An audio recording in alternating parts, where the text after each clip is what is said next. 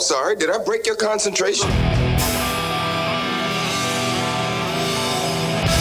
Somewhere between science and superstition.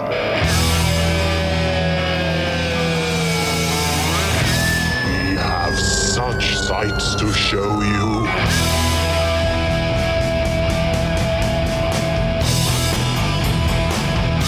Strange Eons. Welcome to Strange Eons Radio. That's Eric Margaret over there. Hello. That's Vanessa Williams over there. Hello. I'm Kelly Young, and this is, believe it or not, guys, our 50th episode as Strange Eons Radio. Yay! Yay! Fireworks pop sounds. Pew, pew, pew. Pretty cool. Now, if you've been listening from the beginning, this is not really our 50th episode because we did half a dozen or a dozen as like that. Dead Again. It was about this time last year that we started this with a Christmas special, and we were still doing it every other week, I think, and sometime in spring we went to weekly. Yeah. So we're, 50 episodes, guys. And I hate to spring this on you, but we have a completely new format now. Excuse me? Wait a minute. Yeah, all woke, no joke. I've decided that I will not be making any more sexual innuendo. So, but... Vanessa, I do know that you had a big boner last episode. Yeah, I had I would say maybe a boo-boo. I don't know if boner is the right word, Okay, but you call it whatever you want, I guess. so last episode we were talking about our favorite films for the year. You decided that, oh wait, that was not my favorite film. What was I thinking? No, actually, I just made a huge mistake when I was, something I said, so my number one was Joker. Right. And I had said to everybody very loudly and vehemently that it was based off of a comic, and it is not. So, Oh, okay. yeah, so I had a copy of a comic by Brian Azzarello that I thought was what they based the film on. And I was reading it last week and realized, nope, not at all. And then I heard a interview with Todd Phillips on the radio where he very specifically says it's not based off of a comic. So I just wanted to put the correction out there and say, I'm sorry. I really apologize. Maybe some of you were yelling at me at the time and I couldn't hear you because of time and space and radios and satellites. But I wanted to let you know that I was wrong, and I take that on. We got a lot of very angry fan mail. Oh, sure. Yes. So Just a small, that's what that sack over there is. Right. We got a lot of it. We ignored all of it. Mm-hmm. We are pushing on with Excellent. the 50th episode. Move forward. So, just kidding, guys. No different format or anything like that. But we are doing something just a little bit different this time. We decided for the 50th we were going to try and, I guess, talk about films that kind of influenced us as, if I understand this correctly, as humans as well as maybe filmmakers and storytellers, that kind of thing. I would Seems think like so. it, yeah. I feel that that's definitely where they're going to run. Okay. Well, last episode ran pretty long because we, talked about Skywalker and then talked about our 5 favorite films. And if we're doing that now, same kind of thing, how about we just dive right in? Yes. I'm going to make a decision right now that Vanessa is going to start us off and talk about, the films that influenced you. Yeah, absolutely. The same thing we did last time. Like Yeah, the 5, 4, round. 3. Oh, okay, round. right. Round the table kind of thing. It's not that I'm just going to go and then you're going to go and then I'm going to go again and then Right. Eric. Okay, great. I'm glad that we discussed all this earlier so there would be no confusion. Absolutely. So I'll go ahead and start us off. I'm going to just go for myself in chronological order. So the first thing for me that really influenced a lot of who I am was Star Trek 4. 4, okay. The one with the whales. Oh, yeah. Oh. Yeah, Voyage Home. So I was really obsessed with whales as a kid and also obsessed with Star Trek. And this movie was a big part of my obsession with Star Trek and space and adventure and films where people question humanity and the role of humankind in the world. And that was a huge film for me as a kid. I find it very confusing when people are like, that's the worst Star Trek film. I'm like, Really? What are you talking about? Well, yes. Well, I'll let you know if this helps any. Working at Suncoast for 16 years or whatever Sure. it was, 2 and 4 were always everybody's favorite. Really? Okay, that Yeah. does make me feel. I mean, Khan is great. Number 5 was usually the one people hated the worst, and 1 Right. was the one everybody sort of dismissed. Yeah, and 6 is the forgotten gem. I love 6 6 also, is but so yeah, good. 4. What a great! I mean, it's got the classic time traveling stuff. Yeah, so much the humor. interaction with Spock being kind of the new Spock, right? Because he had just been found. Yes. Search for And he's Spock. like trying to figure out who he is, and he's like flipping people off on the bus or cursing, or there was something he did on a Yes, bus. He's like swimming with the whales and communicating with them, and they're like, "Why are you in the fish tank?" That's right. And then at one point, I know that that Kirk has to sell his glasses that Yes. McCoy had given him as a birthday gift or something. Right. And he said, I gave those to you for your such and such birthday. And he says, and the beauty is, you will again. And I love that Scotty is just completely unable to deal with like quote unquote modern 80s technology. He's like, I Hello, have to type on the keyboard. Yeah. Computer. He's trying to talk to it. And now it's like, nowadays Alexa would be like, how may I help you? But at that time, he had to type things in.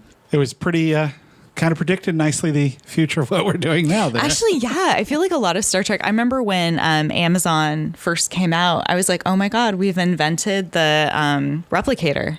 It just takes an extra day to get to our place. Boy, I didn't You even can think of ask that. for something and Oh it my. appears. Right? Yeah. Yeah. That's fairly accurate. Down to food now. Exactly. Yeah, anything you want, it'll show up. You just ask for it. That movie is cool, too, because if I remember correctly, they're not in the Enterprise, right? They're on a No, Klingon they're bird of prey or mostly something. they're mostly off. I think they leave. Doesn't Chekhov stay in the Enterprise to like watch it? I think the It's Enterprise is parked. dead because of Search for Spock. Isn't it destroyed at the end of that? And they've Is that got the one where it's underwater? No, it's laying on no. in a park. That's it's, right. Yeah, but I it's think cloaked. It's a bird But of it's not prey. the Bird of Enterprise, prey. yeah. Yes, Right. you're right. Yeah, you're right. Absolutely. How come I know your movie better than you? You know what? Because it was my favorite movie when I was like 8. So what can I say? It's been a little bit. A lot of humor in that one. Yes. Yeah, I think that, and it had a nice Earth Day kind of message to it. Yeah. It was very like save the planet. Right, because at the end, don't they like come upon a Japanese whaling vessel and they like Yes. stop it from getting And they're away? like racing. Right. Yeah. And I think there's like a meme going around right now. It's very timely that like the whale population has gone from like 5,000 to 25,000 or something along those lines. nice. And there's just a picture of the crew of the Enterprise from Star Trek 4 saying you're welcome. Sometimes geek culture does fun things. It's true. It's true. I'm a part of like 5 different Star Trek Facebook groups, and they're all just glorious. It's like my happy place on the internet. Such a nerd. I know. Don't look at my action Don't open figures. that, man. Don't open that Pandora's box. That's true. There's a door right over there. Who's the geekiest nerdy dork around? Let's play. Then we'd just be in competition for like who is the biggest geek. Yep. Yeah. All right. So who's next? I guess I'm next, and I'll just preface this by saying, you guys, I've been having a horrible cold, so if I sound a little stuffed Extra up, sexy? or if my voice sounds just a little lower than usual, and if you're hearing cough drops clack against my teeth while I'm talking, I apologize. I decided right off the bat to cheat, and my number 5 is a tie.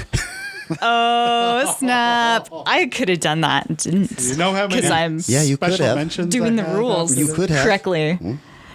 Look, Because I apparently make there's the rules that we should do, and we're supposed to abide by them. But no, not if you have like the glorious host voice. Then you get to do what you want. You know what? Don't be a follower. Okay? This is no way to live your life.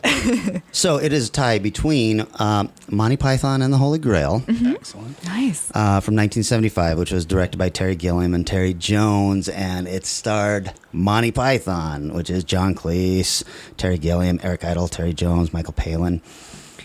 This movie, at the age of 10, Oh my influenced me and my sense of humor Oh my for the rest gosh. of my life. So everything from subverting expectations when you see him coming across the hill riding a horse and finding out there's just a guy behind him clapping coconuts together to make the sound of a horse. berating peasants, rude French soldiers, killer bunnies, huge tracts of land, black knights, and the airspeed velocity of an unladen sparrow. All of this stuff. I went to school the next day trying to explain to my friends why this was funny. Oh my God. And No. How'd that go? Not very well, but once you get into high school, everybody's talking like that. Oh my God. Even, when I was in high school, everybody was watching it. We would have like cult movie nights where we would be watching Absolutely. Monty Python, Holy Grail. So that one, Well, embarrassment for me. I don't think I saw that till I was in my 20s. What? But loved it immediately. God. I mean, I knew who Monty Python was, and I watched a lot of, and now for something completely different. Like the like the I don't think I episodes. ever saw that movie until later, but it's freaking great. yeah, and on top of that, we lived up on the border of Canada as a kid, and so we got a lot of the CBC television and Monty Python, the Two Ronnies, Dave Allen at Large. All of this British comedy was piped in every night, and so that's kind of where my sense of humor came from. But also, it ties with Singing in the Rain from 1952. Love it.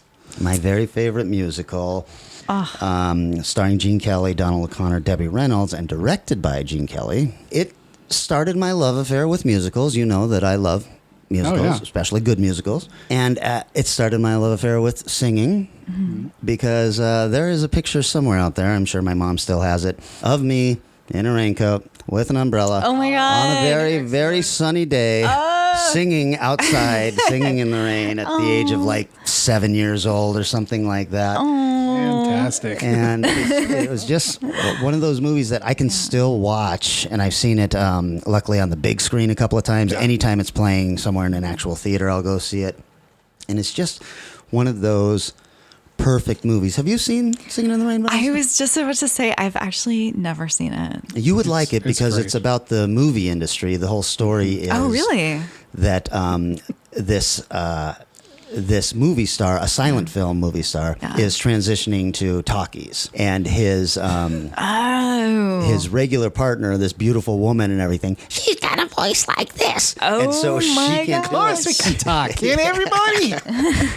And so Debbie Reynolds has to dub in her voice every time they're doing something, which is a bummer because Debbie Reynolds is beautiful and wants to be a movie star and all this, but she's not going to be allowed to. Yeah, and has a ability to speak in a voice that doesn't make cats run away. Right. I feel like I should watch that tonight. You would love it. It's just a wonderful, wonderful movie. About 3 years ago, because my wife had never seen it either, and it showed up at the SIF Uptown Cinema. I'm going, we are going. And it was fantastic. You know, sometimes you go to these screenings of older films.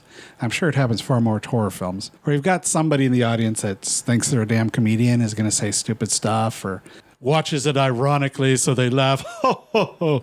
That didn't happen at all for this film. It was just obviously a room full of people that loved the movie, and it was fantastic, and she loved it. She's like, oh my God, this is so good. So, yes, go see it. Yeah. The high point is Donald O'Connor singing a song called Make 'Em Laugh, and all he's doing is pratfalls through this thing, and I can't remember if it's all one take or not, but my it's God. just an amazing scene. It may not have been, but is constructed to certainly look like Right. it is. Yeah. So, there's a lot going on in that I'm a scene. huge fan of Buster Keaton as well, so I can imagine that watching that kind of performance would just be such a joy. Yeah, please watch that Very tonight, and then text me and say, Kelly, you were I will. right. I will. I'm going to do it. Yes. Okay. So I cheated and said 2 movies, but that's how That's it all goes. right. That's all right. As long as it's not like 10 total movies by the time we're done. Also, it is tie. Oh, well, each one of mine is a tie. You're just going to keep going. Well, alrighty. Then my first on the list of 5, the number 5, is going to be, and it's even a sequel, Rocky 3. Interesting. What? Rocky 3? Hell yes. Rocky 1 is, and Rocky 1 and 2 are very good movies, but they're too They're dark. preteen. Yeah. They're not that much fun to watch. No, they're really pretty dark. I know. We're talking about a Clubber Best Lang, Picture. any predictions on the fight? Predictions. Pain. So this was an 82. It was a moderate success. $17 million budget. Made $125 million. Nice. But, most of you probably know who's in it. Stallone and Carl Weathers. The main thing it gave me is we talk genre almost exclusively here. One of my other favorite styles of film is the sports movie. Love sports movies. They're often corny. They're also silly. They're often so predictable it hurts. But I think that's part of what's fun about them. Is I love the battle, the speeches of. And I just love that shit. And Rocky is full of it. It is the quintessential montage sports movie creator. Oh yeah, I showed my students pieces of various Rocky films to give them an idea of what a montage really is. Yes. If I recall correctly, this montage has Stallone and Carl Weathers in half shirts, right? Racing along the beach. Yes. 'Cause Yes. he's got to get faster because Yes. Stallone's too much of a Getting heavy foot. So he's got to get smooth, and it starts off my with God. a clunk, clunk, clunk. 3.5 minutes later, he's gliding around the boxing sport and beating him, and two guys running along the beach in half shirt and 80s short shorts hugging each other and bouncing through the waves. So beautiful. So beautiful. But it's got 3 fights because it's got the wrestler, Clubber, with Thunder Lips. Oh, wasn't that Hulk Hogan? Yes. Okay, yeah, Yep. I do remember that. Oh yeah. I got to see this movie tonight. So it's got that. Then it's got the one where he loses to Mr. T. That's right. Oh yeah. This movie also introduced a true personality to the 80s with Mr. T playing really neat character, really well done, which, of course, he totally subverted and made into a lot of fun for him with the A-Team and all that for the rest of the decade. And okay, here's my little kid weird moment about this film. I remember afterwards coming home because, you didn't have streaming and have anything. You had to actually kind of remember the movie. So I got out my little tape recorder, set my tape recorder up, got my action figures out and probably a couple stuffed animals, and recreated scenes from the movie into that tape recorder. And I wish I still had those, man. I kept those for a long time, but they are long gone. So Born to be a filmmaker. loved it. Energized me. So much fun. Still does. I'm right when I was writing up my notes on, I have scenes on YouTube playing in the background. I was like, Is it 4 or is it 5 where they get the Russian fight? 4. 4. 5's the worst Rocky film. Is 5 the one with the robot? No, that's 3. 3. But 5 is the one with John Wayne's kid. I guess Oh, is actually yeah, a boxer or something yeah. for briefly. Whose kid? John Wayne. John Wayne's kid? I believe that was him who played the. It's a terrible film. 5 is really bad. It's like, oh, you've worked for all this stuff. Now you've lost everything and you must fight back. Oh, I'm just going to beat this kid in the street and nobody's really going to care. It's like, I'm not liking what this is doing. Yeah. They got better after that. So that's my number 5. Perfect. Nice choice. I got to write this down so that I can watch it again tonight. You must. Of course, be now I've got the keeper of Rocky notes. theme and Eye of the Tiger going through my head Yeah, together. that was the movie that introduced Eye of the Tiger. Yeah. Yep. So Yeah, and gave Philadelphia a reason to put a statue at the top of those steps. So everybody would come and visit the city and run up and down. The stairs. So exciting. So I'll jump on into my number 4 film, which is 1985's Better Off Dead. Wow, nice. yeah. Yeah, I love that film. It had such a huge impact on me. I think it really formed my sense of humor in a lot of aspects. That's nice. So I was hanging out with my brother, who he's much older than me. He's 9 years older, and he loved film. Yeah, my sister's 12 years older than this, so wow. I'm the baby. And he was obsessed with films and French cinema and really pretentious crap. Like cinema theater. Very much so. And he had posters. That's how I saw the 3 Colors trilogy, red, white, and blue. I was into this stuff very early on because he just would put it on and I was there. So I was talking to him one Sunday morning or something at my grandma's, and he was like, oh, well, in Better Off Dead. And I was like, what? And he's like, you haven't seen Better Off Dead? Bear in mind, I'm 11, 12. I'm like, no. He's like, okay. He drives to the movie store, gets it, brings it back, puts it in, pops in the VHS, and it's just the most insane film of all time. It's got a mix of humor about suicide. That's the lead thing, right? Because the character of John Cusack has been dumped by his girlfriend, and he's just spends the film trying to find ways to kill himself and keeps getting thwarted. It has claymation. Oh, that's right. right. Where he's working in a burger joint, and all of a sudden the burgers become like claymation characters, and they run around. And then in the end, you see him like squishing the burgers with his hands as if he's like characterized all this stuff. It's just got really dark humor throughout. His best friend who keeps treating snow like cocaine, and he's just snorting snow off of the mountain throughout, and it gave birth to the ski race movie of the 80s. Oh, that's right. That was a thing. That was a genre. Yep, it became a whole thing after that, and a great started ongoing here. joke that runs the whole film. Oh my gosh. Yeah. There's just so many great little moments in here. Like there's these two Asian guys who are recent immigrants, and they learned English through watching like car races. So every time they pull up in their car, they have this like speaker system up the top, and and he's pulling up and number one and contestant blah, blah, blah, and like starts these kind of races. But one of my favorite lines is when John Cusack tries to jump off of a bridge and lands in a garbage truck, and these two African-American gentlemen walk past and say, "Now that's just a shame. Why you gotta be throwing away a perfectly good white boy like that?" And it's just so good. The director is Savage Steve Holland, who also directed One Crazy Summer, and that was it. Then he went on to just do kids TV. That's all he's done since. Well, Better Off really didn't do very well. No, neither of them did terribly well. A cult explosion. Oh my gosh. Huge underground video. But I mean, it didn't even have like a DVD release for the longest time, because I bought a eBay copy of the VHS, and then it was on YouTube forever, because that was the only way to watch it. And I'm not sure even who has the rights anymore, but I don't know. Yeah. It's so funny you mentioned One Crazy Summer. I actually like that film better, but I didn't realize it was the same director. Yeah. But when you think about it, that's got all those animated segments in the middle of it. He had a kind of crazy mind, didn't he? He's insane. I think that's why he's Savage Steve. Like, who gets a name like that Savage, otherwise? right. You said he went on to children's stuff after Yeah, this? Are you he talking just does children film or children's television? TV and made-for-TV movies, animation. He does a lot of Disney stuff. Yeah, he's done like hundreds of things, but just for children's TV. Oh, interesting. That's kind of cool. Yeah.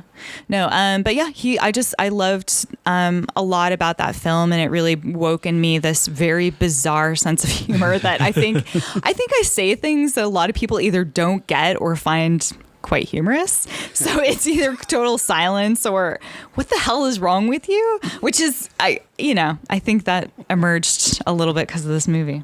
Nice. I love it. Very good. Well, for my number 4 is a tie between... No! It's actually a sequel also. Oh, wow. I saw this before the first, and I'm talking about Damien, Omen 2. Oh, wow. 1978, so I was 9 years old, Yeah. and this movie had a real impact on me because it seemed like it was something that could happen. I was watching this thing. Okay. It had a... It had this weird, to me, this thing was like a realization. I was like, oh my God, this is a thing. The Revelations talked about this, and this is going to happen, and we're supposed to get this kid. And it was just, it was really creepy. It was directed by Don Taylor.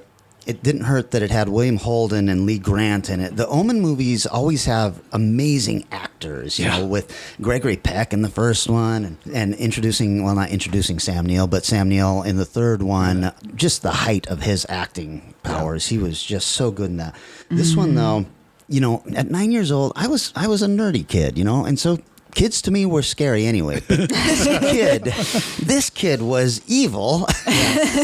And this was a movie about 11, 12-year-old kids. And there's a skating scene where the ice breaks and a kid goes underneath the ice. That terrified me. I was like, well, I'm never going out on ice again.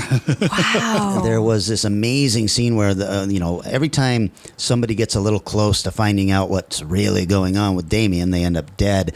And then the one that just stuck with me forever was this gal gets her car dies on the side of the road, and then of course the Raven shows up. The Raven is a big deal in this one because it's like his pet or something, and like the devil's pet, not Damien's, because this Raven would show up and attack people, and it attacks this lady. And ravens, I don't know if you've ever seen ravens, but they're big. They're Yeah, like they're a lot- seagull size. yeah. They're not crows.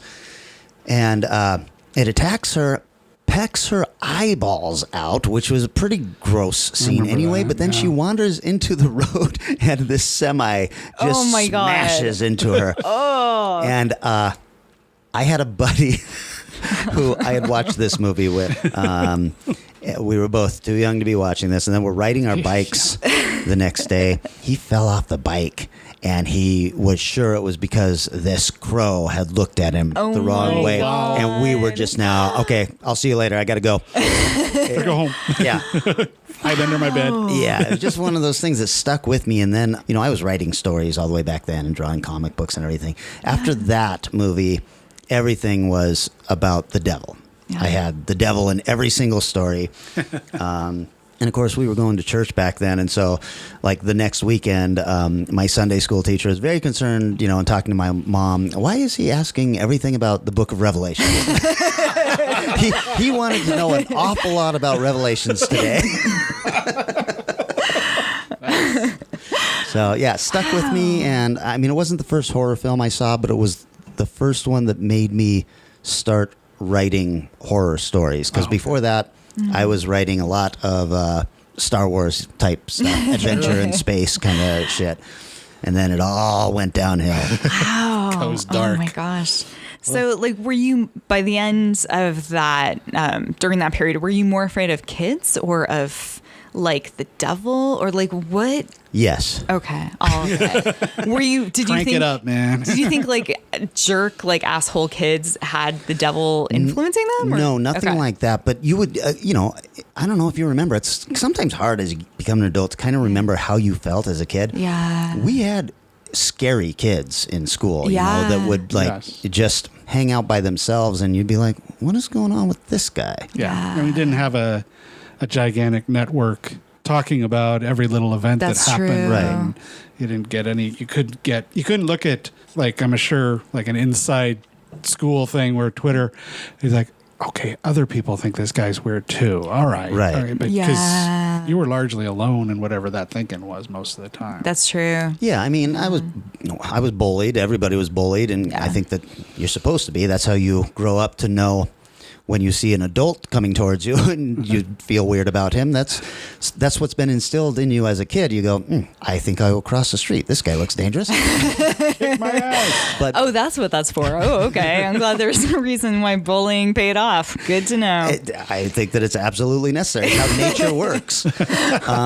Wow. But bullies are one thing. It's the other kids that just The would sometimes weirdos. give you a weird vibe, and you're just like, Yeah. that kid doesn't bother me, but I certainly Yeah. don't want to be around him for some reason. So Yeah, I think it took me way too long to realize that, because in high school, like I remember there was one kid who wouldn't talk to anybody and wore all black and he'd sit on the stairs, and at lunch all the time I'd go and sit next to him and be like, hey, how's it going? Try to befriend him.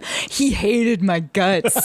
Oh my God. I finally left him alone, but I tried so hard because I was like, I'm going to be friends with these people. They need a friend. Oh my God. I got myself in such bad situations. If you would have known at the time of the thing, you would have put a friendship bench in your school, wouldn't you have? Oh, what's a friendship bench? I haven't seen those. Elementary schools now are putting in friendship benches.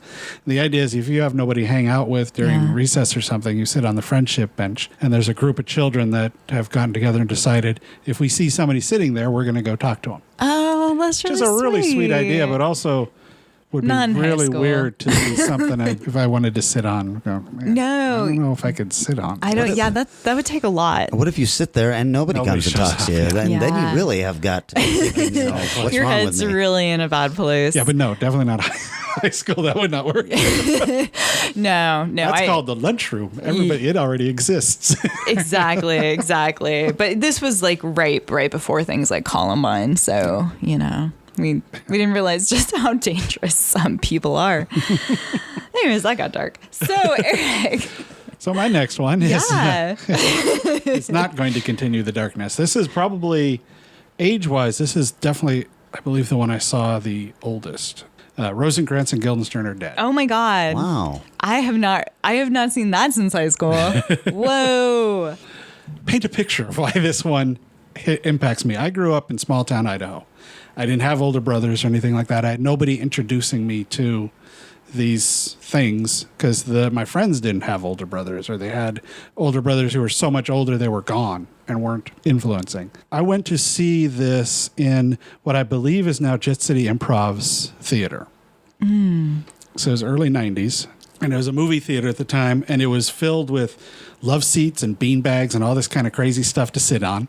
And so it was like the first art house film I'd ever been to. Twin Falls had theaters, but it was privately owned by some guy, and he had like 6 screens, and it was giant things all the time. He didn't do retrospective things. He didn't do anything about older movies or art house stuff. So this movie floored me because I'm going, this is so much fun and different and weird and doesn't really make sense until at some point you realize what's going on. You go, oh, that's so cool, because I also love Shakespeare. How old were you when you saw this? It came out in, I think, early 90s, Okay. so early 20s. Okay. The interaction between Gary Oldman and Tim Roth is just incredible. I was reading some of the reviews, which cracked me up, because it's bizarrely low to me on Rotten Tomatoes. It's 62 from critics. But I went through the critics, and I read some of the bad reviews, going, do you guys even know anything about this fucking movie? Because they're complaining about how they feel it doesn't do justice to Tom Stoppard's play. The damn movie's written and directed by Tom Stoppard. So I think he's probably fine with how it represents his work. It's like, what the hell, man? That's so weird. And Jamie, friend of ours, did Rosencrantz and Guildenstern when he was at CSI. I was living up here at the time, so I wasn't able to see it. He did tell me, though, his favorite line from the play did not make the movie, where the entire movie is these two guys wandering around trying to figure out what's going on in their world, and they're getting bored, and one of them looks at the other guys, what should we do? What would you like to do? How about a short, blunt human pyramid? It's just like, what the fuck is this movie about? But there's an amazing scene with the two of them asking each other's questions, and it's a badminton court, and they're going back and forth, and they have to ask a question, and if they repeat a question, it's like tennis match, like one love and stuff. And it's just brilliant. And I had never seen a movie like this before. I'd seen great films, but I'd never seen one that hit me quite like that. And it made me kind of want to go out and find weirder films and look at weirder films. Luckily, about that same time, I discovered Scarecrow Video. So it's just the whole experience of it. The movie is great. I still like it. But that going to that weird little quirky theater with the weird chairs and all these people laughing maybe a little too hard at this movie because they're being, look at me. I love it. Just a great film. I feel like for some people, Terry Gilliam's that version, right? Seeing something that's a little bit different or seeing something that is not what you expected can really, it can really like open your eyes to what movies can be. Yeah. Which is pretty exciting. It's pretty cool.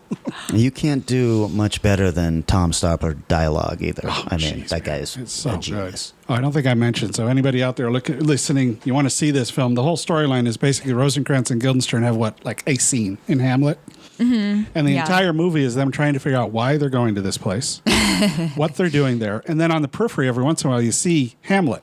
So you hear lines from Hamlet, and they kind of listen in, and then they go on their way until they get to their scene.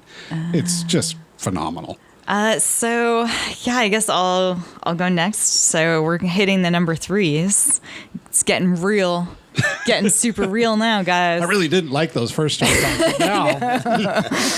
So mine probably had the biggest effect for me, which is the 1973 Wicker Man film. Excellent. Nice choice, yeah. Yeah, it was a really, really big deal for me. It's directed by Robin Hardy, starring Edward Woodward, Christopher Lee, Britt Eklund. So a lot of people know it as kind of a folklore, gothic, horror, English meets Scottish meets religion film. I saw it when I was living in England. Oh, nice. And my boyfriend at the time was like, you have to watch this movie. It's amazing, blah, blah, blah. I hated it. Wow. I watched it and I hated it. I was offended. So I had gone to Catholic school for 8 years. Yeah. And there were all these things that were embedded in me. And I watched this movie and I felt so offended about God and religion and all these things. And then I had to kind of take a step back and go, wait a minute. hold on, I gotta rewatch this film because I think it's me. I don't think it's the film. I think it's me. And I rewatched it and I was like, oh my God, I'm like the guy. I am this character. I'm like holding on to these things that I don't even fully believe in and that I've actually been fighting against in all kinds of ways my whole life. And I'm just sitting here defending it for no reason. And I watched the film over and over and over again. I probably saw it like 6 times that week. And it just had such a huge impact on me. And I mean, I love, of course, there's a great build-up. There's a great ending in it. There's all kinds of really magical little wonderful things scattered throughout. But if you're walking in there with like preconceived notions of yourself, walking into any film, you can miss that. You can miss the magic that it's making. So yeah, very cool. That was Wow, a big we're deal. really getting into some interesting territory here. Yeah. What a self-realization. It was weird. I don't know that I've ever had the ability to step back and go, oh, this is me, and I need to It was examine that hard. and change it. I mean, this was after I had like an argument with my boyfriend at the time. Like it was like I was furious, and it's happened a couple times. It also happened with me for American Pie for very similar reasons, but obviously that movie is not a great movie. Very different reasons. It's very different reasons. But yeah, like it was just. It hasn't happened very often, but every once in a while, I really have to pull myself away and go like, okay, why the hell am I acting like this? Wow. Got heavy there, man. Yeah. It's a therapy Also, session. it's just so much fun to just say Edward Woodward. Edward Woodward. Well, that was really interesting. Mm-hmm. Mine is also a very deep film. Ooh. Please say Porky's. This is going to be kind of a, oh, geez, look, guys, it's starting to snow. It's happening. They said it would. They didn't lie. 1977. Ooh. A little indie movie called Star Wars came out. And I have to Nice. say, it changed my life. Yeah. It absolutely changed my life. It was what made me realize that I wanted to be a writer. Wow. And I wanted to tell stories. Now, I'm 8 years old, so all I could do was tell stories about the movies I had already seen. Right. So Sure. most of my stories were Star Wars related. But I it can see got that. me into telling stories. So I was writing basically fan fiction, and there was no trilogy. There was no talk of a trilogy. There was nothing. There was that movie. And so I just continued on the story afterwards. I remember that my very first story takes place right at the award ceremony at the end of Star Wars. Oh, yeah. With Darth Vader's TIE fighter shooting a hole in the Oh, my wall God. and everybody scrambling. Oh my God, it's so good. Oh, it's so good.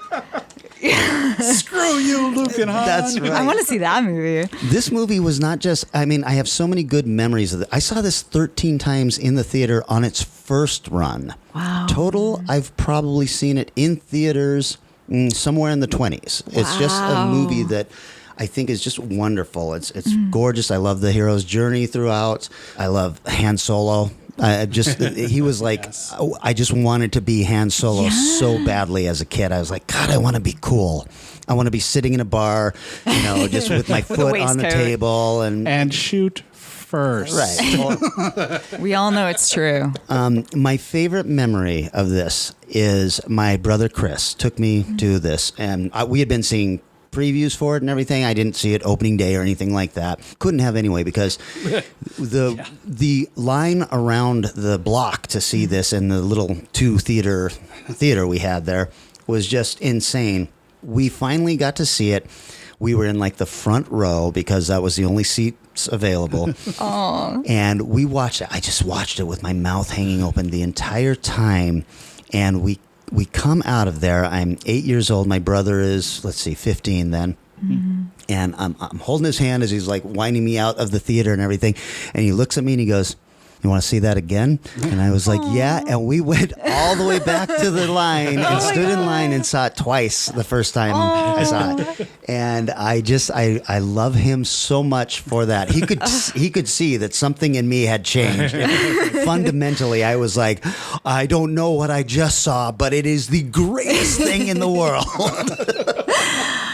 Oh my God. Do you remember like what theater that was? It was called the Viking Twin. I remember it very well. It was, it's long gone now. It's there is a Sherry's restaurant on the spot now. Oh, good. Maybe But they it have was- Star Wars pancakes sometimes. Go reminisce. It was a really cool old kind of, I don't know. It was, it was the 70s. Theaters were different in the 70s. It still had, it was probably built in the 50s, and it still kind of felt that way. And it was a big deal because there were 2 theaters there. So you could see, generally there was something for kids playing, and then there was something for adults playing. I remember that summer, Star Wars, both screens, which was like, All summer. Yeah, it was just like, this is unheard of.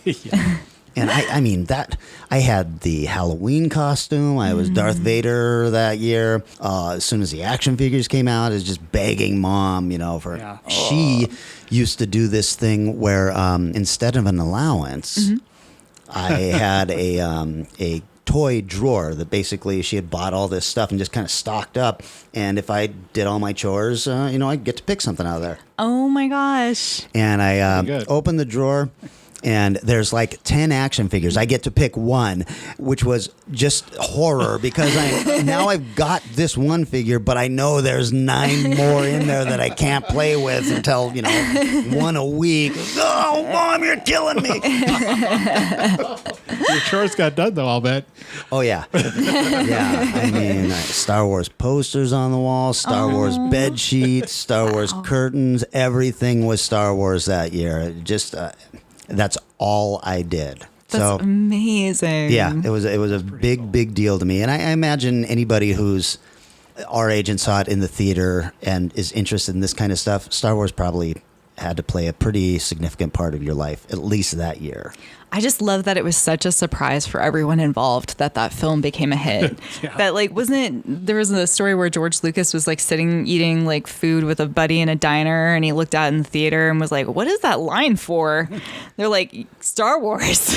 Which was funny, Lucas is well known for tinkering with that film, right? But he was tinkering with that film while it was in the theater. He was changing effects and getting new versions of the film out to the theaters in 1977. That's crazy. Yeah, so I mean, and I have to admit, like that film, it's one of my favorite editing stories because his wife jumped in and changed so much about that movie, but made it really work. Like he had the great ideas and he had the great story and the great characters, but she, as well as I think there were an editing team of 2 or 3, helped construct it in such a way that it had that power. yeah.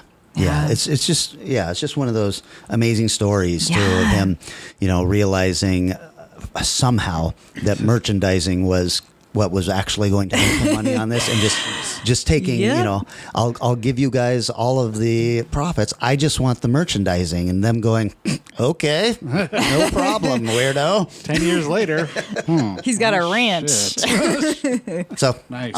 that was my number 3. Oh, that's amazing. My next one's in the same general era, but a very different tone. John Carpenter's The Thing. Nice. Very This was one I remember seeing. I don't think I need to bother rattling anything off about this one, because if you're listening to this show and you don't know what The Thing is, please pause and go watch it right now. I don't think I saw it in the theater.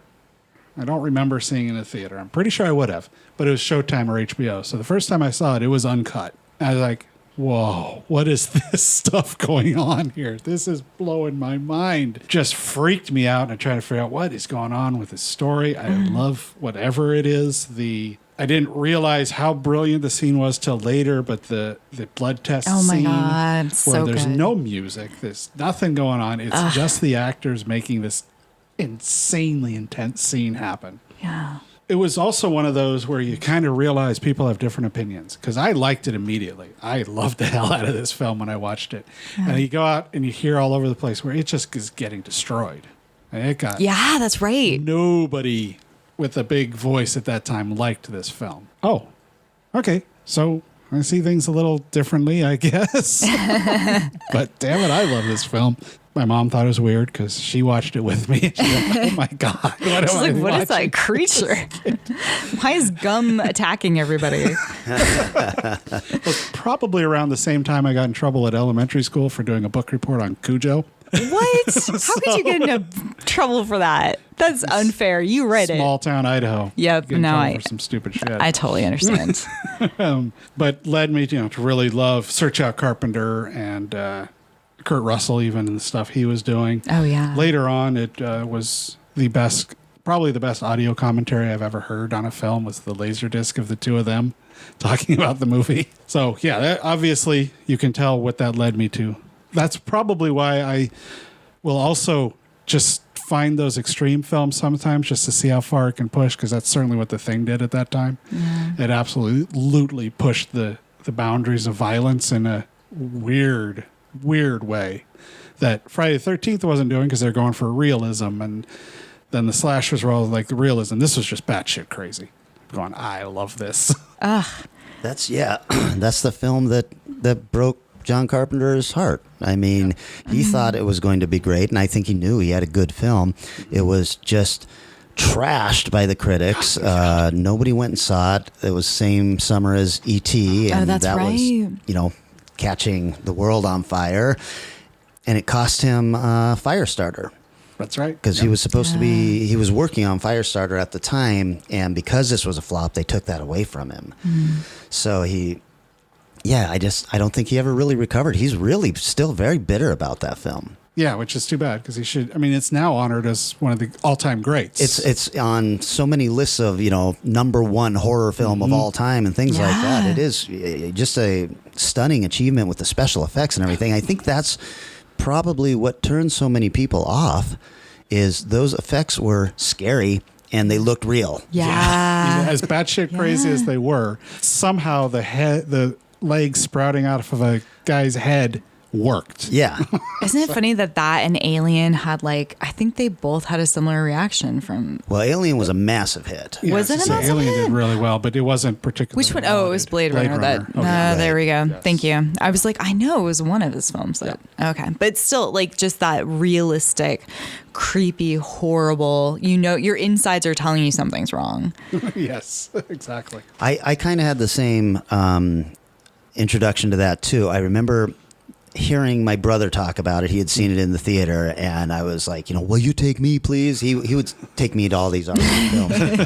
And he was like, yeah, I'll go see it again. I'll go see it next weekend or something. And it was already out of the theater by then. And I was like, oh. And so, back then also it took forever to show up anywhere else. So I think it was Showtime, or maybe it was a VHS rental when I finally saw it alone at our house.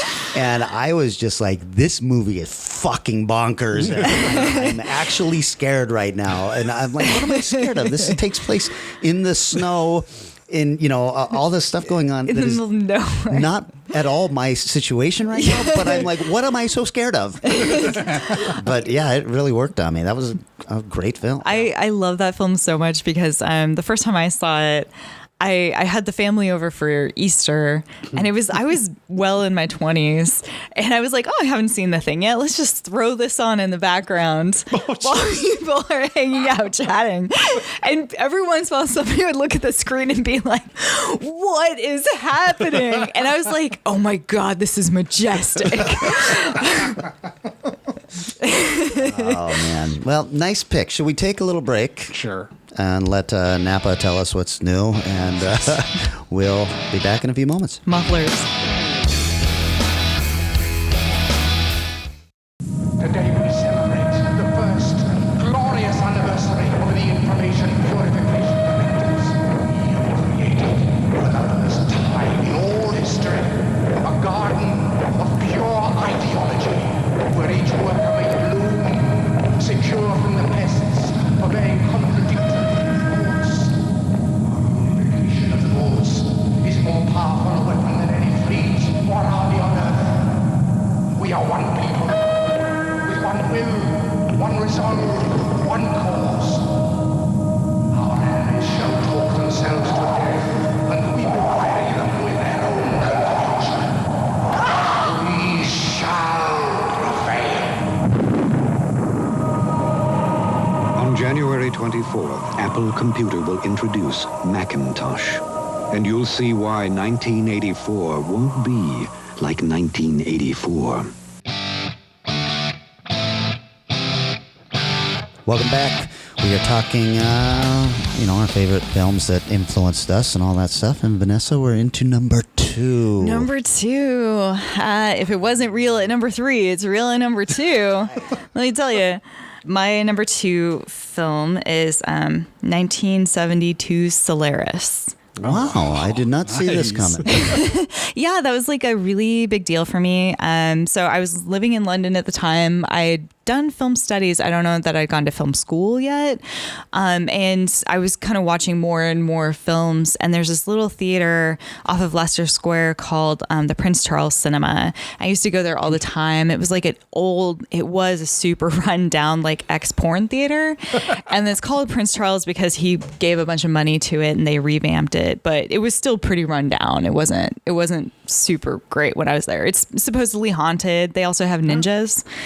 So that goes through and take your mobile phone / turn it off if you have your phone going during a film. Yeah, they have ninjas that come in. Ah, okay. Yeah, it's pretty great. But it's just this weird like cult theater. It's a big cinema. But on Fridays, I was very poor at the time. This was during my toilet paper stealing phase of my life.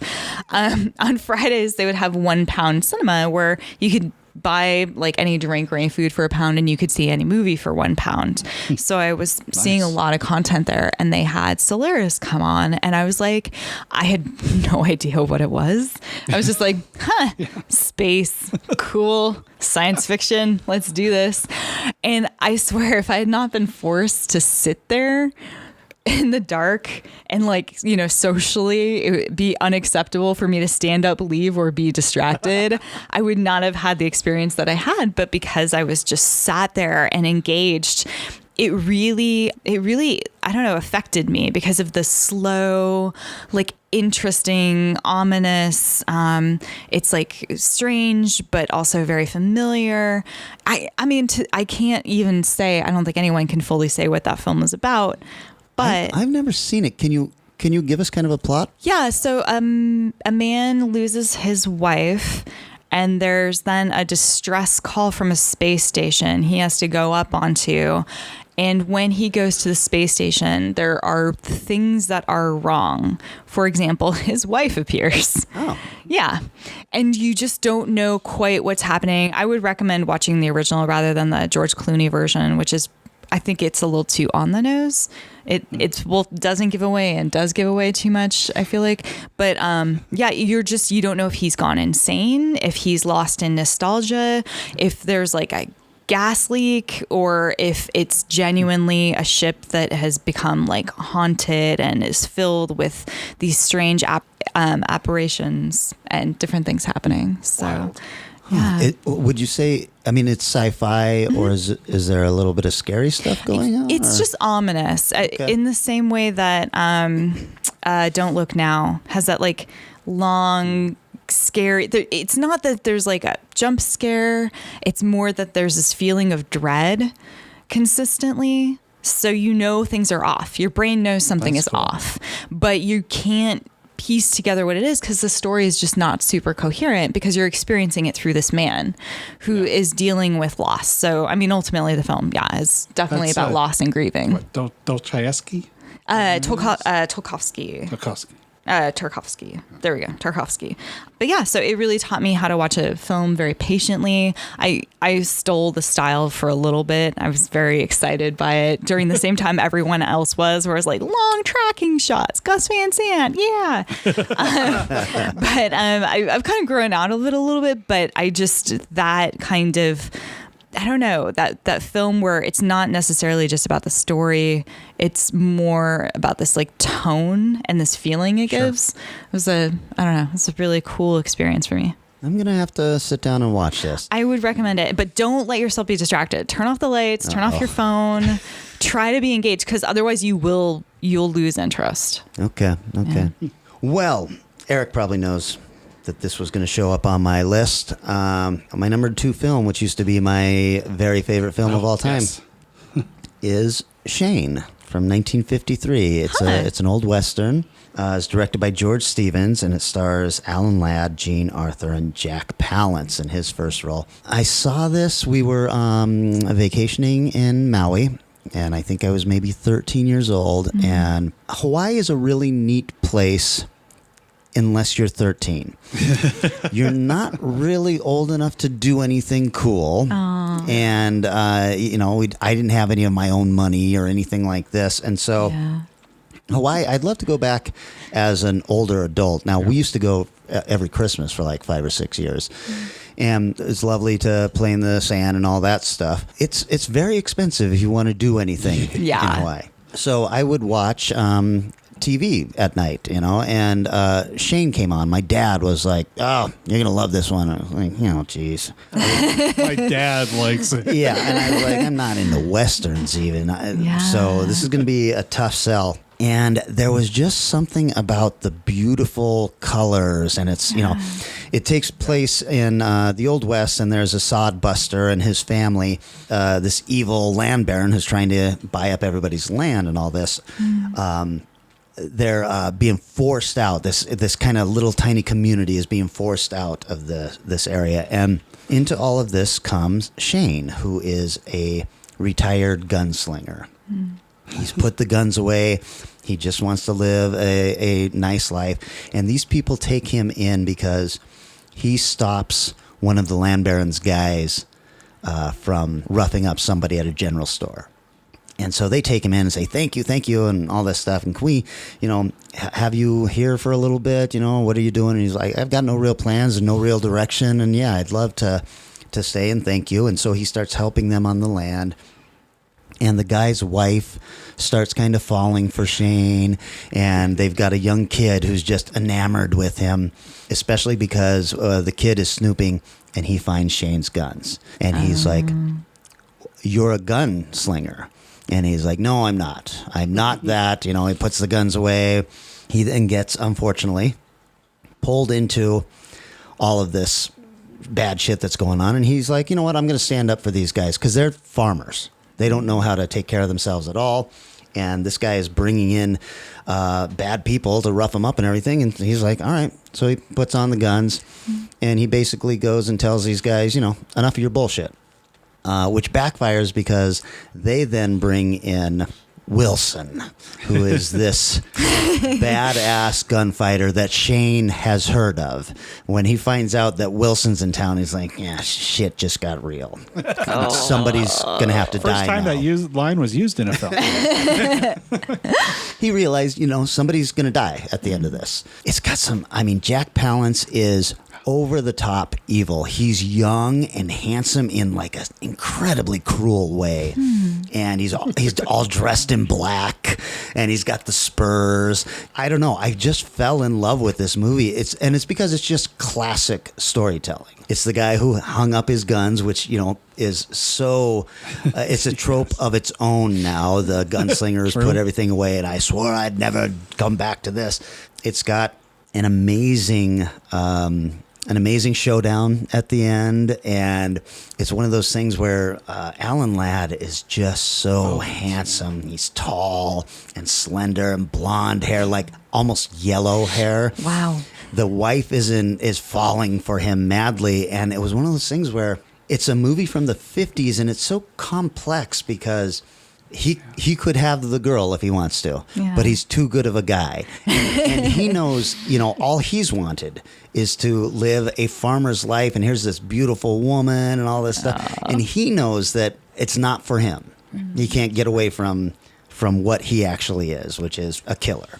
Yeah, that's a great film. I just love it so much. It was completely ripped off, uncredited, with the Clint Eastwood Pale Rider movie, which is the exact same story with a slightly supernatural twist to it. And then even, I don't know if you remember, when we first started working together, I had a script called South of Heaven. Oh, yeah. That was also a complete ripoff set in an urban setting. So, yeah, I just love the movie. That's awesome. Have you seen that? I have not seen Shane, but I dipped my toes very lightly into the world of Westerns, and I saw The Searchers, and I was... Oh, so good. Yeah, there's some amazing content out there. I think Westerns are really an underappreciated genre. Yeah, I don't know. I think I just, as a kid, it was Star Wars. If it didn't have a spaceship or something in it or Which a car. is so Western. Exactly. Right. What I realized, I think, with Shane was, this is just a good story set in the Old West. Yes, Yes. exactly. And there are plenty of bad ones. There are plenty of boring ones. Good Lord, yes. Yeah, where like nothing happens or the thing you think is going to happen happens. But, it's funny how we've kind of come back around but haven't with things like Serenity. Yeah. Where it's like, or Mandalorian. Firefly. Yeah, Mandalorian, so much so. Yeah. Absolutely. And, I don't know how much Prospect gave them the idea or not the idea for that, considering it's the same person with basically the same role. But that kind of like Western-y world is definitely, it's influenced a lot of our current stuff. We just don't set it in the West. Right. Yeah. Exactly. Very cool. Well, my number 2, Hellraiser. Ooh, good pick. The original Hellraiser. Of course, the original. Wait. Y'all know this was written and directed by Clive Barker. Mm-hmm. It wasn't a huge success. It made about $14 million off of a $1 million budget, so it was a monetary success. It just wasn't no Star Trek 2 or anything like that. At the time, Clive Barker had kind of superseded a lot of my horror. Probably has its tentacles deeper into reading than films, Right. which then led to movies. Well, this is a direct through line. Started reading Clive Barker's Books of Blood because those came out in paperback and with the really stupid rubber mask covers that they had for those first rounds of them. But the content was amazing. And I saw, hold on, this is a Clive Barker movie? I must see this. And again, sort of like with The Thing, this was a horror film that wasn't like anything I'd seen before or really since. That's not a direct sequel. I mean, what he did as far as conceiving something largely original, but also based in the oldest stories we tell is amazing. The interpretation of desire calling forth things that we want to experience that we don't even know exist yet, but we want to find out about and we want to learn about. It's like, this is interesting to me. This is tapping into the concept of a world that's very real, but we look at as being very ethereal. So cool. And like Hellraiser or like The Thing, the effects are ridiculously well done. Until the end. Yes. Or maybe gone back and pulled a George Lucas and remastered those suckers up. But they are what they are. But there's a few elements, Clive Barker being the largest element, Costumer being a pretty good element, whoever the creation of the Hellraiser look, the Cenobites. And I think there's 2 other huge contributing factors. Doug Bradley and his amazing voice. Oh my God. Filled with pure menace, but also kind of a character who wants to understand. He's not just vengeance. He doesn't, like in later movies, Pinhead became just kind of a parody of, I'm just here to torture people. Let's have fun. That's not what Pinhead was. Yeah. It's amazing. Like, I feel like his performance changed the intention of the film because he's just called the lead Cenobite, right? He's not he's called the leader or something. Not even got like that. a real, I don't think they expected him to be such a blow away. Oh, yeah. No, he's still credited as that in IMDb. It doesn't say Pinhead. It's lead Cenobite. And then the other one, which I haven't mentioned too much yet on soundtracks, was the music. Christopher Young's score is gorgeous and used to absolute perfection. So it's very orchestral and it's very big, but then it gets pulled back and goes away when it needs to and comes in. It's just like, holy shit. And those sounds, the ringing noises that he creates, that if you know Hellraiser at all, you just think, oh, yeah, I know exactly what you're talking about. And Doug Bradley delivering just wonderfully vicious lines. And this is one that I think of the group, I have owned in the most versions. Yeah, I've owned this in every format that it's come out in. Yep, pretty much. VHS. I still have the giant big box Laserdisc that came out, cool. which was a hard plastic case with a Clive Barker signed script inside of it. Oh my God. Because, they only did a couple hundred of them or something like that, so he could actually sign it. Of course, now I've got the Scarlet box that Arrow put out, which is gorgeous. And who knows how many versions on DVD. And yeah, I actually own all of the sequels, like a box that's got, here's 7 of the sequels on one DVD. He's like, fine, I'll just take that. Most of them are not remotely good, and most of them aren't even based on Hellraiser scripts. I know, they're just like repurposed. rewritten into it. But so yeah, that again in the horror world, leading to me why I'm drawn a little more to the esoteric and stranger horror films is those 2 films. But Hellraiser a little bit more just because Clive Barker was such a horror god for me in the 80s and early 90s. Yeah, those effects at the end are awful, but when you know the backstory, which was Clive Barker made those effects. The film was overdue and he didn't have an effects person, and he was there the night before he had to deliver it, scratching into the actual film to make those glowing effects. Oh my gosh. And that's why they don't look great. I mean, he was not a special effects guy. They make their point. But if he's scratching the negative to make it fit, he's probably, So, I always look at those effects, and knowing that story, I'm kind of like, you know what? This is kind of amazing, actually. Yeah.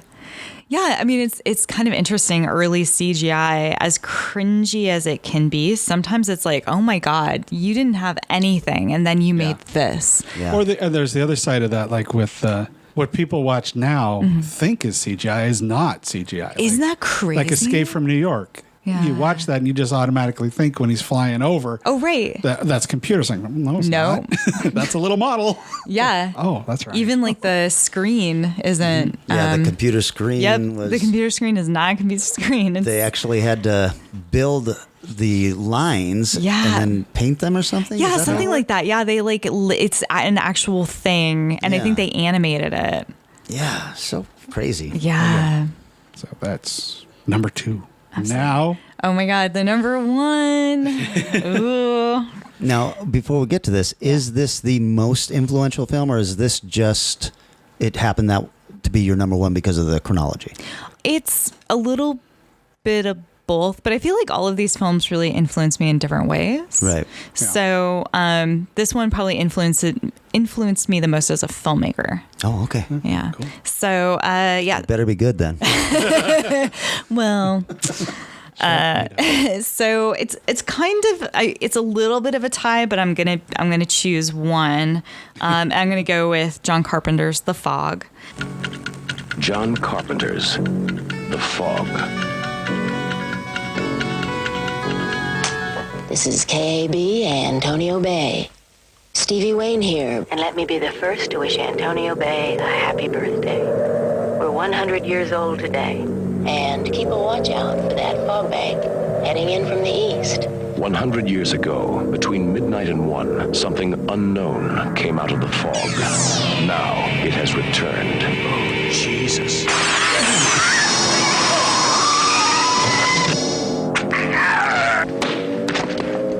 The fog. Antonio Bay has a curse on it.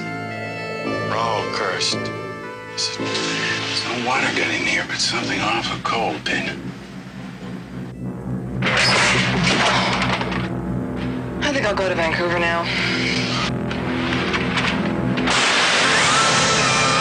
Get inside and lock your doors. Close your windows. There's something in the fog.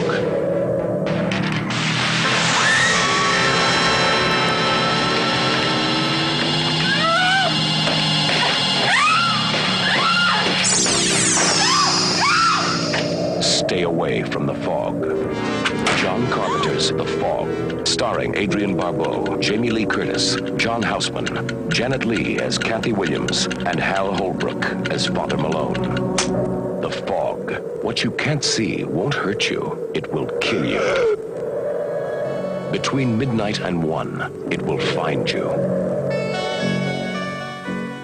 So early on, I can't remember. The reason why it's a little bit tied is I can't remember if it was Escape from New York or The Fog that I saw first. But I think it was The Fog because that was the one that really has stuck with me. But when I watched it, first of all, I did not like horror films for a very, very long time, and I was trying to get myself into them because I could predict the ending of most films, and I felt like I needed a new genre.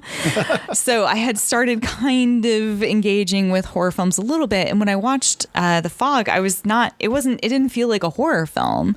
It was a horror film, but it didn't do the things that frustrated me or I don't like about horror films. And it has just such the story, while it's not perfect, there are definitely some flaws in it. It feels well told, and the characters are always so fleshed out, and the spaces are so fleshed out, and the tone and the lighting. It was the first film that made me want to break down films and figure out how they were made. So before that, I could care less about like commentary. I was like the one person who'd always like roll my eyes when people were like, "Oh yeah, I watched the commentary." I'm like, "What? Okay, cool, neat. Sounds like you watched the movie twice in a row for no reason. Good job." And it really made me think about, actually, I would love to know how this is structured. I want to know their stories. I want to know that in that first scene when it's like nighttime looking over the bay at the lighthouse, it's actually day for night, That's just something that was really interesting to me, and it's allowed me to, I am like you, I now own pretty much every copy of all of those films. I'm like, it's in a steel box now. I already own it in 4 other versions, but it's coming to me. So I have a little shelf of John Carpenter's, all of the works that I can hunt down of his. Excellent. And it definitely, it influenced me as far as filmmaking and really thinking about style and how I want to approach scenes. That's pretty cool. This is, I know it's blasphemy. I do not like this movie.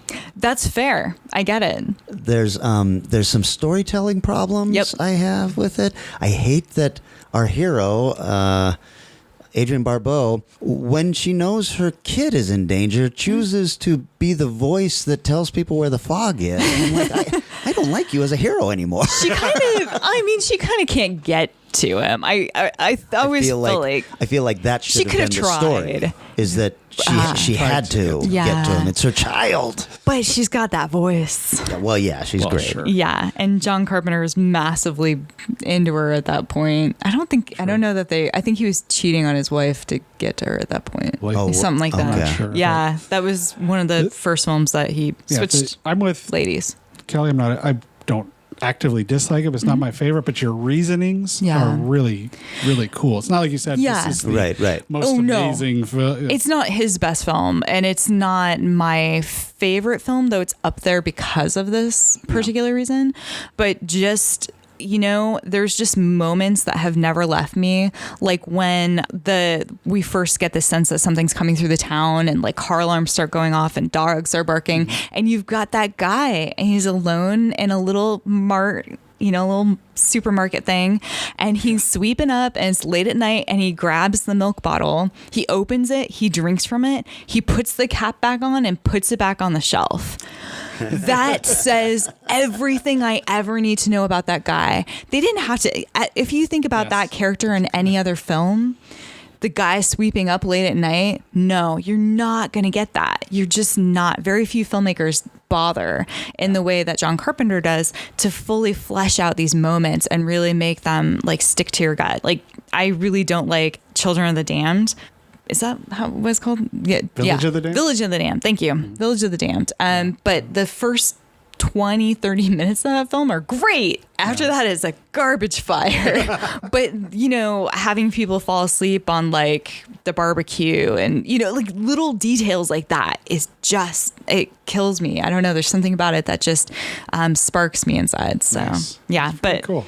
Yeah. That's Tom Atkins. Tom Atkins. Mm-hmm. And Jamie Lee Curtis. Fall into bed. This was awfully quickly. This was Jamie Lee. This was actually a favor to Jamie Lee Curtis from John Carpenter, because she didn't want to be known as the virgin girl, the innocent girl, because of Halloween. Yeah. So she asked if she could get a more like adult role. And so he gave her this sort of like floozy hitchhiker, which if you'll notice, she's wearing a wedding ring. That is such a great character development. I did not notice that. She's just hitchhiking across the U.S. She's married and she's just sleeping with this guy. I mean, you don't have to tell us anything. And we know so much. Much older guy. Well, Well, he's you know, Tom it's Atkins. He's always the much older guy. Yeah, you can't resist the Atkins. You just can't.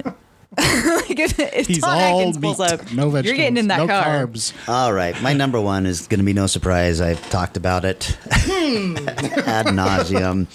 It's Jaws, 1975. There is a creature alive today who has survived millions of years of evolution without change, without passion, and without logic. It lives to kill. A mindless eating machine. It will attack and devour anything. It is as if God created the devil and gave him jaws.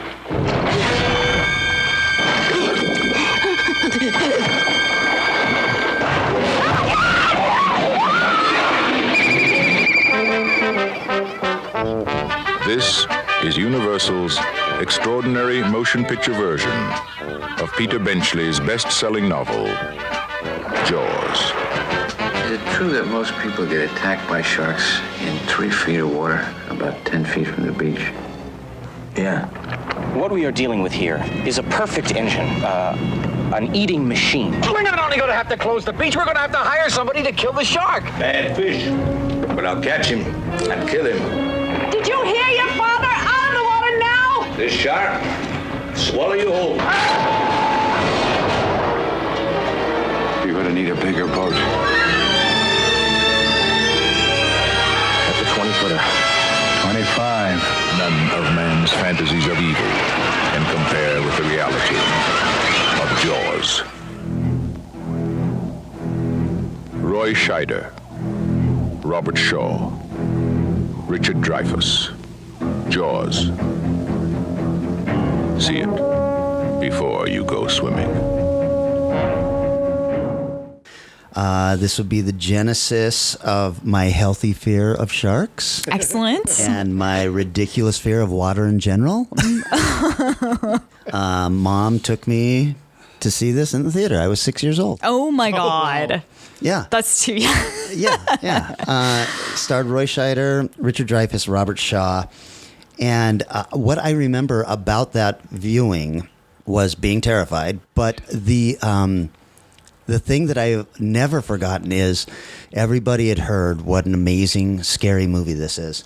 The lights go down. The movie comes up. We see water and a little bit of a boat and all this stuff. And it turns out that some very funny guy at our theater starts Jaws with a short film called Boating and You. Oh my God. And everybody in the theater just starts laughing, this very nervous laughter, like, what's going on? And it stuck with me, and I realized, this was a joke.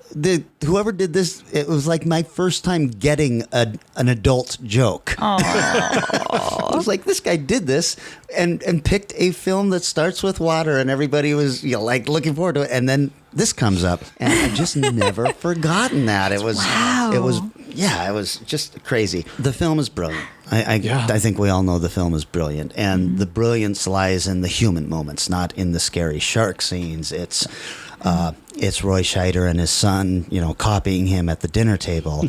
It's that amazing monologue by Robert Shaw in the Indianapolis. Jeez.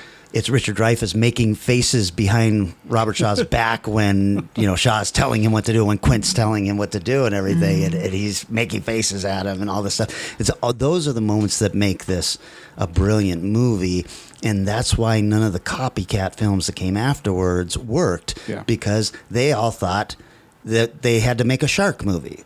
They didn't realize that if you write good characters, that's what's going to make this movie. I love the weirdness of this movie. The shark, for some reason, has some kind of supernatural grudge against these three guys. He's like, I'm fucking with these guys in this boat. I can go anywhere, But for whatever reason, I'm going to hang and I'm taking these motherfuckers out. There's just so much to love about it. The storytelling is brilliant. The fact that the shark didn't work and it forced Spielberg to come up with a different way to show that the shark was around, and it was done with those yellow barrels and the music. Yeah. You know, the music, John Williams' score is just, it's amazing. One little thing I love about this, Lou Wasserman, who was the head of Universal, they were going to open this film wide. They were going to put it on 900 screens. In 1975, that's a gigantic, it was unprecedented. He watched the film and he cut it down to 464 films, and which is still a pretty wide release back then. Mm-hmm. But his reason was, he goes, I want people to be watching this movie for the next year, and I don't want it readily available. Wow. And if you're able to watch it in your hometown, that might be a little too easy. So I want you to have to drive to see this film. He knew, he was like, this is our film, and we are going to rake it in, and I'm not going to make it easy. People are going to be talking about this movie. Yeah, he was just like, he actually said, if you live in Palm Springs, I want you to have to drive to L.A. to see it. Wow. That's good. Almost the exact opposite thinking of any normal studio executive would have. It's like, oh my God, this is amazing. Forget 900 screens. Let's put it on 1,800 screens. Well, what he finally did was, so 464 when it opened, 700 by mid-July of that year, and then 950 by mid-August. He just rolled it out, and he knew people were going to be talking about this forever. Budget of $9 million, box office of $471 million. Oh my God. That's insanity. It changed the way studios looked at films. It started the summer blockbuster. That, American Graffiti just before it, and Star Wars just after it changed the way we now watch films. Very true. Wow. I just love it. And now you're afraid of sharks. I am afraid of water. I just like, look, if I can't see what's going on at the bottom of that water, then I am not getting in it. So you're okay with swimming pools? Yeah, I'm fine with a swimming pool, but open water? No way. No fucking way. And I've got friends with boats and everything. Kelly, come on out on the boat. No thanks. I'm good. Is it a shallow lake? Let's do the Salt Lake. I'll go out with you on the Great Salt Lake. That thing never gets like more than a couple feet deep. Yeah, I mean, we talk about how things really formed us as people. This one formed me. It did some negative things to me, and it's one of those things that you really need to realize if you're having your kids watch these movies. Right. They might like the movie. I love the movie. I've seen it a million times, but it absolutely changed the way I live my life. Yeah. So thanks, Mom. Cool. Alrighty. Just add it to the list. Okay, so anybody who's known me for any length of time is going to know the answer to this one. Easily, without question. My number one film for influence and all that is 1984's Amadeus. Are we going to appall you with something confidential and disgusting? Let's hope so, because that is what you really like. Unconfessed crimes of buried wickedness. If that is what brings you to us, the prospect of hearing horrors, you shall not go unrewarded. I don't believe it. The whole city is talking. You hear it all over. What a story. What a scandal. What a comedy. What a tragedy. Incredible. I don't believe it. Who can believe it? What horrors have you heard? Tell us. Tell us. Tell us at once. Tell us about Wolfgang. Amadeus. Mozart. Mozart? How good is he, this Mozart? He's remarkable. He's an unprincipled, spoiled, conceited brat. I'm a vulgar man. But I assure you, my music is not.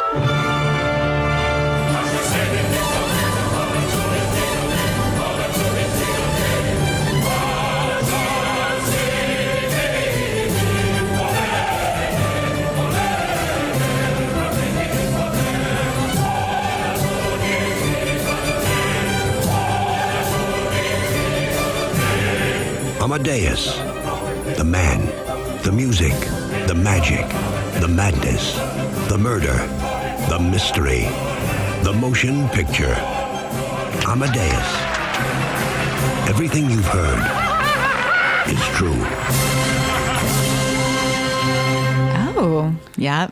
For a myriad of reasons. A couple of things. This one is kind of universally considered great as well. Like Jaws, 93, 95 on Rotten Tomatoes. It wasn't necessarily a giant box office hit, but as far as Oscars, it was 52 million. Directed by Milos Forman, who is a truly talented artist. Largely, there's a great cast, but F. Murray Abraham and Tom Holtz really make the movie work. Yeah, Tom Holtz is so good. He plays Amadeus in this, and F. Murray Abraham plays Salieri, who is he describes himself as the patron saint of mediocrity, because he was good.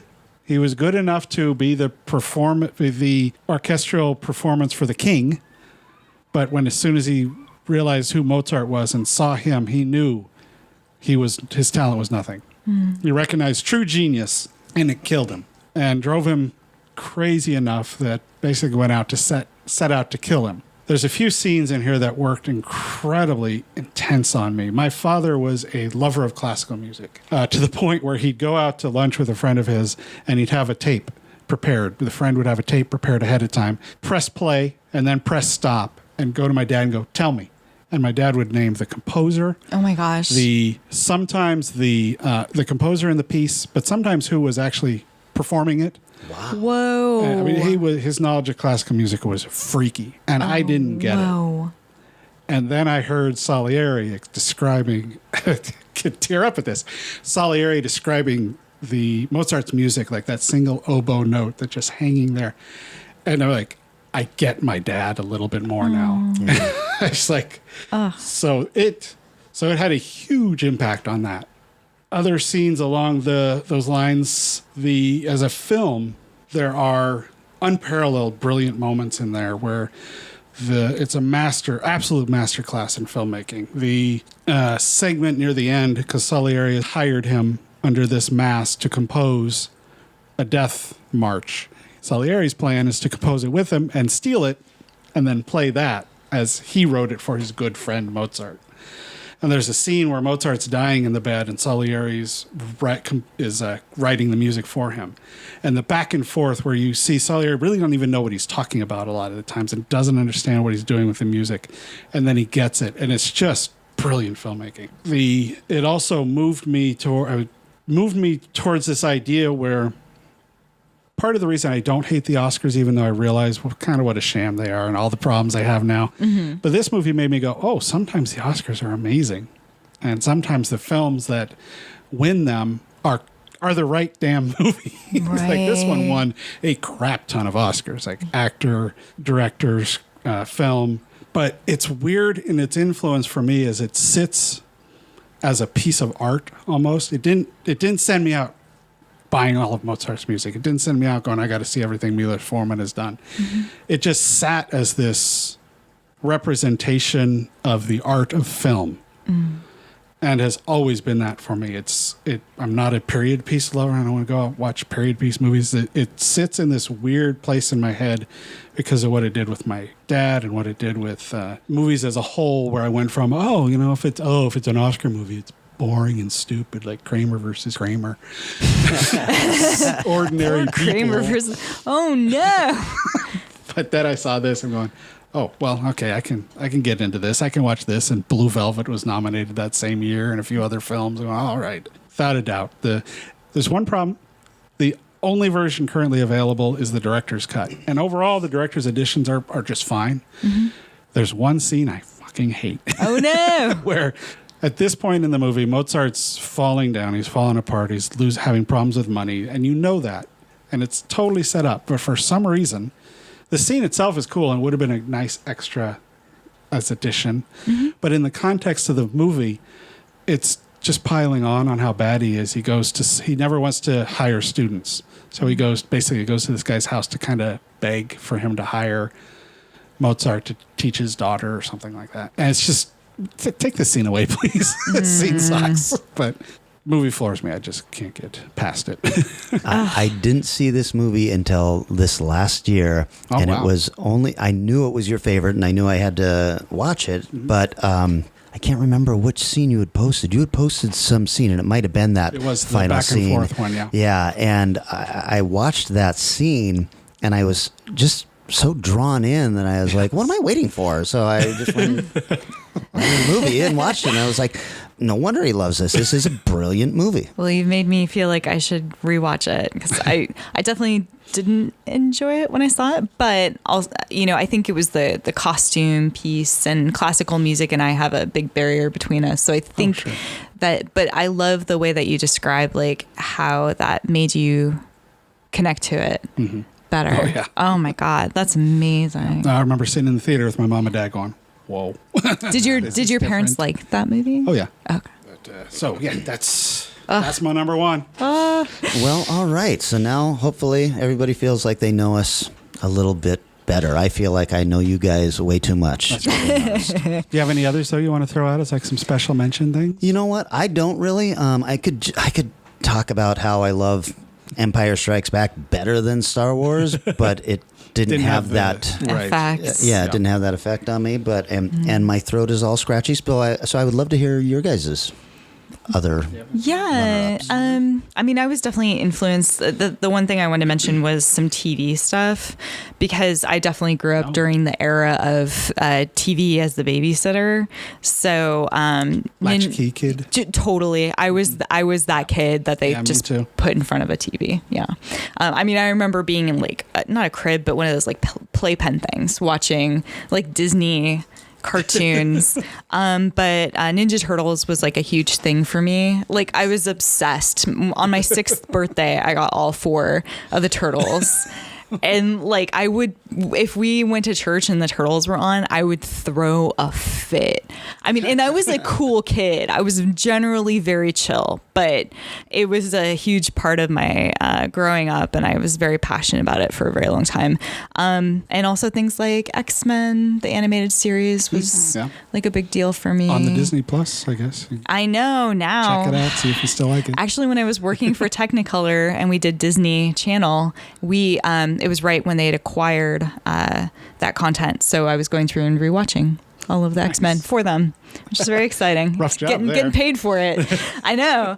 I mean, it was only rough when I had to do like freaking Real Housewives, but yeah, that was not fun. Yeah, so that kind of stuff, like Gargoyles and Batman the Animated Series, all of those were definitely left a huge impact on me, just as far as loving stories and characters that developed. And yeah, I've got a couple just rundown kind of quick. Yeah. With reasons, some of repeated reasons, like Cinema Paradiso. I'm going, oh wow, foreign films. They're awesome too. Oh yeah. Yeah. Here's a weird one. This is not a good movie. It is highly entertaining, though. The Rocky Horror Picture Show. Oh, my goodness. Why? Wow. Because when I first moved here, the Neptune was, I guess, ranked like the number 2 theater in the country to see Rocky Horror. Whoa. So I started going there. I think I must have gone 3 or 4, or, well, several months in a row. Wow. And I played, which I wouldn't do nowadays, but I played Frankenfurter for several performances. What? Let me tell you, get hit on a lot as a guy dressed in lingerie. That is hilarious. You don't have to tell me. That's true. So that was the community of film and what can grow out around a film. Oh, and things, yeah. and the interesting people I met doing that. And so it's kind of like, oh, all right. So film's sitting in a theater, but it can lead to a lot more sometimes. Participating. Yeah. A couple of like, ones I just loved, like The Warriors or Streets of Fire. Oh, God, stuff like that. Mm-hmm. But The Limey. Oh my gosh. I have not heard of The Limey in so long. It blew me away for its editing. Wow. It just because it does editing tricks that are not done very well. They're done sometimes, but not very well, and he does them phenomenally well. Like the scene where he's standing at the gate and they're talking, but neither one of them are talking. Mm-hmm. But they're having the conversation. Oh, right. And the editing in that film is just astounding. It's a decent film. I'm going to have to watch that because, it kind of came and went. I remember it being a big deal with my nerdy cinema brother. Yeah. But I hadn't seen it yet. So yeah, it's pretty good. That sounds really fascinating. It is. It's Hammer, of course. The Love of Hammer movies. We already know that one. We've done those episodes. I mean, I like MC Hammer too, but come on. Hammer pants. Please, Hammer. Don't hurt him. Don't hurt him. Funny when you mentioned the Russian film that you just talked about. Oh, the Three Colors trilogy? No. Oh, no, Tarkovsky? Yeah. Solaris. Last night I was sitting there thinking of films that blew me away, and I Stalker. Oh, yeah. Oh, my God. I remember when I watched that about a year or two ago, it just went off on a couple episodes on Dead Again. But that blew me away. That's an amazing film. But I wouldn't call it an influential film. Just there's others I can go on with, but I'll be my list here. Wow. Yeah. I mean, yeah, like I remember watching American Beauty in the theater, and I feel embarrassed about this now. I don't know why, but I sobbed. I like couldn't leave. I couldn't leave my seat. I just had to just sit there and just like cry. And again, like my high school boyfriend was like, "Are you okay?" I'm like, No, I'm not okay. That's a powerful film. It really affected me. It's not aging well publicly. No, public perception wise, especially because of the lead. And even at the time, that plastic bag, it overtook the whole film. Plastic bag scene, but during the time, I remember being like, "Oh my God, it's so deep." And then later, like, no, it wasn't deep. It was dumb. Evil Dead, Aliens, Footloose. Yeah. Anyways, this could go on for very, very many episodes. Oh, for sure. I mean, we're all lovers of and makers of film content. Yeah. So, yeah. Yeah. Well, why don't we wrap it up and get back to our regular programming, which means Eric has to choose a subgenre for us. I do. Ooh. I'm going to go with not killer kids this time, kind of killer parents. Killer parents. Killer family parents. It needs to feature, it can't be just like, oh, well, this is an adult, like Dead Calm. This is an adult couple. They might have kids. Right. No, they actually have to have a family involved in the family. Okay. I like it. I can think of a couple for that. Hey, a real big thanks again to everybody who's out there sharing every time we post a episode, stuff like that. I saw on the Facebook that Ron had started a hashtag called Strange Eons Radio Army, which I thought was really, really sweet. And Danny Williford jumped on too and started using it. And I was like, wow, let's do that. That is awesome. We're Thank you, taking over the internet. Probably we're members, at least two of us, were probably members of a particular music-based army. The Kiss Army. That's right. I won't drag you down. No, I won't be either. But okay, that's good. I like the kitty guy. He seems good. The kitty. So thanks to Ron and Danny and, of course, Bob and everybody who's listening every single week. We really, really appreciate it. And we'll be back in 1 week to talk about killer parents. Dun, dun, dun. See ya. Our show is recorded somewhere high above Naval Station Everett at the nexus of all realities and is engineered and produced by Eric Morgret. Our theme music is Strange Eons Part 1 by the band Nightshade and is used with permission. Find Strange Eons Radio on Facebook, Twitter, and Instagram, and wherever fine podcasts are found.